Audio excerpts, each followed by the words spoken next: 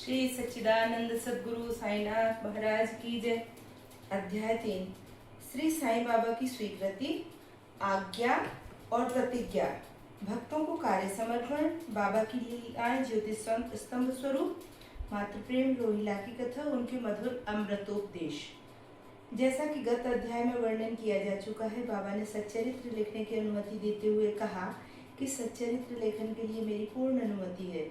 तुम अपना मन स्थिर कर मेरे वचनों में श्रद्धा रखो और निर्भय होकर कर्तव्य पालन करते रहो। यदि मेरी लीलाएं लिखी गई तो अविद्या का नाश होगा तथा ध्यान व भक्तिपूर्वक श्रवण करने से दैहिक बुद्धि नष्ट होकर भक्ति और प्रेम की तीव्र लहर प्रवाहित होगी, और जो इन लीलाओं की अधिक गहराई तक खोज करेगा उसे ज्ञान रूपी अमूल्य रत्न की प्राप्ति होगी।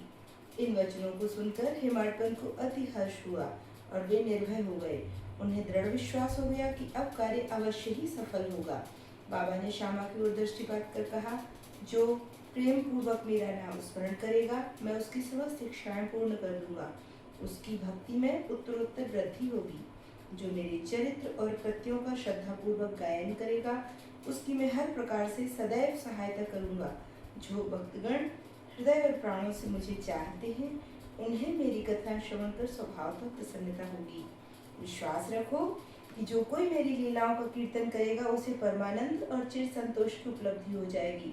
यह मेरा वैशिष्ट्य है कि जो कोई अनन्य भाव से मेरी शरण आता है, जो श्रद्धा पूर्वक मेरा पूजन, निरंतर स्मरण और मेरा ही ध्यान किया करता है, उसको मैं मुक्ति प्रदान करता हूँ।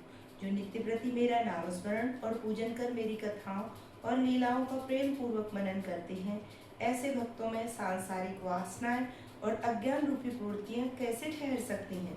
मैं उन्हें मृत्यु के मुख से बचा लेता हूँ। मेरी कथाएं श्रवण करने से मुक्ति हो जाएगी। अतः मेरी कथाओं को श्रद्धा पूर्वक सुनो, मनन करो। सुख और संतोष प्राप्ति का सरल मार्ग ही यही है। इससे श्रोताओं के चित्त को शांति प्राप्त होगी, और जब ध्यान प्रगाढ़ और विश्वास दृढ़ हो जाएगा तब अखंड चैतन्य घन से अभिन्नता प्राप्त हो जाएगी। केवल साईं साईं के उच्चारण मात्र से ही उनके समस्त पाप नष्ट हो जाएंगे। भगवान अपने किसी भक्त को मंदिर, मठ, किसी को नदी के तीर पर घाट बनवाने, किसी को तीर्थ पर्यटन करने, किसी को भगवत कीर्तन करने एवं भिन्न भिन्न कार्य करने की प्रेरणा देते हैं, परंतु उन्होंने मुझे साईं सच्चरित्र लेखन की प्रेरणा की। किसी भी विद्या का पूर्ण ज्ञान न होने के कारण मैं इस कार्य के लिए सर्वथा अयोग्य था, अतः मुझे इस दुष्कर कार्य का दुस्साहस क्यों करना चाहिए। श्री साईं महाराज की यथार्थ जीवनी का वर्णन करने की सामर्थ्य किसे है। उनकी कृपा मात्र से ही कार्य संपूर्ण होना संभव है। इसलिए जब मैंने लेखन प्रारंभ किया तो बाबा ने मेरा अहम नष्ट कर दिया और उन्होंने स्वयं अपना चरित्र रचा। अतः इस चरित्र का श्रेय उन्हीं को है, मुझे नहीं। जन्मतः ब्राह्मण होते हुए भी मैं दिव्य चक्षु विहीन था, अतः साईं सच्चरित्र लिखने में मैं सर्वथा अयोग्य था। परंतु श्री हरि कृपा से क्या संभव नहीं है। मूक भी वाचाल हो जाता है, पंगु भी गिरवर चढ़ जाता है। अपनी इच्छानुसार कार्य पूर्ण करने की युक्ति वे ही जाने। हारमोनियम और बंसी को यह आभास कहाँ कि ध्वनि कैसे प्रसारित हो रही है, इसका ज्ञान तो वादक को ही है। चंद्रकांत मणि की उत्पत्ति और ज्वार भाटी का रहस्य मणि अथवा उदधि नहीं, वरन शशिकलाओं के घटने बढ़ने में ही निहित है। समुद्र में अनेक स्थानों पर ज्योति स्तंभ इसलिए बनाए जाते हैं जिससे नाविक चट्टानों और दुर्घटनाओं से बच जाएं और जहाज को कोई हानि न पहुंचे। इस भाव सागर में श्री साईं बाबा का चरित्र ठीक उपर्युक्त भांति ही उपयोगी है। वह अमृत से भी अति मधुर और सांसारिक पथ को सुगम बनाने वाला है। जब वह कानों के द्वारा हृदय में प्रवेश करता है तब दैहिक बुद्धि नष्ट हो जाती है और हृदय में एकत्रित करने से समस्त कुशंकाएं लोप हो जाती हैं। अहंकार का विनाश हो जाता है तथा बौद्धिक आवरण लुप्त होकर ज्ञान प्रकट हो जाता है। बाबा की विशुद्ध कीर्ति का वर्णन निष्ठा पूर्वक श्रवण करने से भक्तों के पाप नष्ट होंगे। अतः यह मोक्ष प्राप्ति का भी सरल साधन है। सतयुग में शम तथा दम, त्रेता में त्याग, द्वापर में पूजन और कलयुग में भगवत कीर्तन ही मोक्ष का साधन है। यह अंतिम साधन चारों वर्णों के लोगों को साध्य भी है। अन्य साधन योग, त्याग, ध्यान, धारणा आदि आचरण करने में कठिन है, परंतु चरित्र तथा हरि कीर्तन का श्रवण तो अत्यंत ही सुलभ है। केवल उन पर ध्यान देने की ही आवश्यकता है। कथा श्रवण और कीर्तन से इंद्रियों की स्वाभाविक विषयासक्ति नष्ट हो जाती है और भक्त वासना रहित होकर आत्म साक्षात्कार की ओर अग्रसर हो जाता है।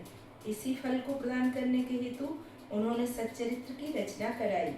भक्तगण अब सरलता पूर्वक चरित्र का अवलोकन करें और साथ ही उनके मनोहर स्वरूप का ध्यान कर गुरु और भगवत भक्ति के अधिकारी बने तथा निष्काम होकर आत्म साक्षात्कार को प्राप्त हों। साईं सच्चरित्र का सफलता पूर्वक संपूर्ण होना यह साईं महिमा ही समझे। हमें तो केवल एक निमित्त मात्र ही बनाया गया है। गाय का अपने बछड़े पर प्रेम सर्वविदित है। उसके स्तन सदैव दुग्ध से पूर्ण रहते हैं। जब भूखा बछड़ा स्तन की ओर दौड़कर आता है तो दुग्ध धार स्वतः प्रवाहित होने लगती है। उसी प्रकार माता अपने बच्चे की आवश्यकता का पहले से ही ध्यान रखती है और ठीक समय पर स्तनपान कराती है। वह बालक का श्रृंगार उत्तम ढंग से करती है, परंतु बालक को इसका कोई भान ही नहीं होता। माता का प्रेम विचित्र, असाधारण और निस्वार्थ है, जिसकी कोई उपमा नहीं है। ठीक इसी प्रकार सद्गुरु का प्रेम अपने शिष्य पर होता है। ऐसा ही प्रेम बाबा का मुझ पर था। उदाहरणार्थ वह निम्न प्रकार था। सन 1916 में मैंने नौकरी से अवकाश ग्रहण किया। जो पेंशन मुझे मिलती थी वह मेरे कुटुंब के निर्वाह के लिए अपर्याप्त थी। उसी वर्ष की गुरु पूर्णिमा के दिवस मैं अन्य भक्तों के साथ शिरडी गया। वहाँ अन्ना चिंचड़ीकर ने स्वतः ही मेरे लिए बाबा से प्रार्थना की, इन पर कृपा करो। जो पेंशन इन्हें मिलती है वह निर्वाह योग्य नहीं है। कुटुंब में वृद्धि हो रही है, कृपया और कोई नौकरी दिला दीजिए ताकि इनकी चिंता दूर हो और ये सुखपूर्वक रहें। बाबा ने उत्तर दिया, इन्हें नौकरी मिल जाएगी, परंतु अब इन्हें मेरी सेवा में ही आनंद लेना चाहिए। इनकी इच्छाएं सदैव पूर्ण होंगी। इन्हें अपना ध्यान मेरी ओर आकर्षित कर अधार्मिक तथा दुष्ट जनों की संगति से दूर रहना चाहिए। इन्हें सबसे दया और नम्रता का बर्ताव और अंतःकरण से मेरी उपासना करनी चाहिए। यदि ये इस प्रकार आचरण कर सकें तो नित्यानंद के अधिकारी हो जाएंगे। रोहिला की कथा। यह कथा श्री साईं बाबा के समस्त प्राणियों पर समान प्रेम की सूचक है। एक समय रोहिला जाति का एक मनुष्य शिरडी में आया। वह ऊंचा पूरा सुदृढ़ सुगठित शरीर का था। बाबा के प्रेम से मुग्ध होकर वह शिरडी में ही रहने लगा। वह आठों प्रहर अपनी उच्च और कर्कश आवाज में कुरान शरीफ के कलमे पढ़ता और अल्लाह अकबर के नारे लगाता था। शिरडी के अधिकांश लोग खेतों में दिन भर काम करने के पश्चात जब रात्रि में घर लौटते तो रोहिला की कर्कश पुकारें उनका स्वागत करती थी। इस कारण उन्हें रात्रि में विश्राम न मिलता था, जिससे वे अधिक कष्ट और असुविधा का अनुभव करने लगे। कई दिनों तक तो वे मौन रहे, परंतु जब कष्ट असहनीय हो गया तब उन्होंने बाबा के समीप जाकर रोहिला को मनाकर इस उत्पात को रोकने की प्रार्थना की। बाबा ने उन लोगों की इस प्रार्थना पर ध्यान न दिया। इसके विपरीत गांव वालों को आड़े हाथों लेते हुए बोले कि वे अपने कार्य पर ही ध्यान दें और रोहिला की ओर ध्यान न दें। बाबा ने उनसे कहा कि रोहिला की पत्नी बुरे स्वभाव की है और वह रोहिला को तथा मुझे अधिक कष्ट पहुंचाती है, परंतु वह उसके कलमों के समक्ष उपस्थित होने का साहस करने में असमर्थ है और इसी कारण वह शांति और सुख में है। यथार्थ में रोहिला की कोई पत्नी न थी। बाबा का संकेत केवल कुविचारों की ओर था। अन्य विषयों की अपेक्षा बाबा प्रार्थना और ईश आराधना को महत्व देते थे। अतः उन्होंने रोहिला के पक्ष का समर्थन कर ग्रामवासियों को शांतिपूर्वक थोड़े समय तक उत्पात सहन करने का संदेश दिया। एक दिन दोपहर की आरती के पश्चात भक्तगण अपने घरों को लौट रहे थे, तब बाबा ने निम्नलिखित अति सुंदर उपदेश दिया, तुम चाहे कहाँ भी रहो, जो इच्छा हो सो करो, परंतु यह सदैव स्मरण रखो कि तुम जो कुछ करते हो वह सब मुझे ज्ञात है। मैं ही समस्त प्राणियों का प्रभु और घट घट में व्याप्त हूँ। मेरे ही उदर में समस्त जड़ व चेतन प्राणी समाये हुए हैं। मैं ही समस्त ब्रह्मांड का नियंत्रण करता व संचालक हूँ।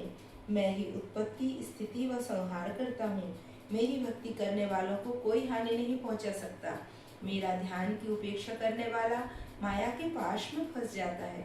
समस्त जंतु, चींटियां तथा दृश्यमान, परिवर्तनमान और स्थायी विश्व मेरे ही स्वरूप हैं। इस सुंदर तथा अमूल्य उपदेश को श्रवण कर मैंने तुरंत यह दृढ़ निश्चय कर लिया कि अब भविष्य में अपने गुरु के अतिरिक्त अन्य किसी मानव की सेवा न करूँगा।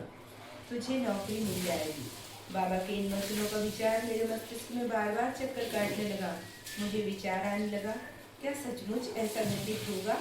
भविष्य की घटनाओं से स्पष्ट है कि बाबा के वचन सत्य निकले और मुझे अल्पकाल के लिए नौकरी मिल गई। इसके पश्चात मैं स्वतंत्र होकर एक चित्त से जीवन पर्यंत बाबा की ही सेवा करता रहा। इस अध्याय को समाप्त करने से पूर्व मेरी पाठकों से विनम्र प्रार्थना है कि वे समस्त बाधाएं जैसे आलस्य, निद्रा, मन की चंचलता व इंद्रिय आसक्ति दूर कर एक चित्त हो अपना ध्यान बाबा की लीलाओं की ओर दें और स्वाभाविक प्रेम निर्माण कर भक्ति रहस्य को जाने तथा अन्य साधनाओं में व्यर्थ श्रमित न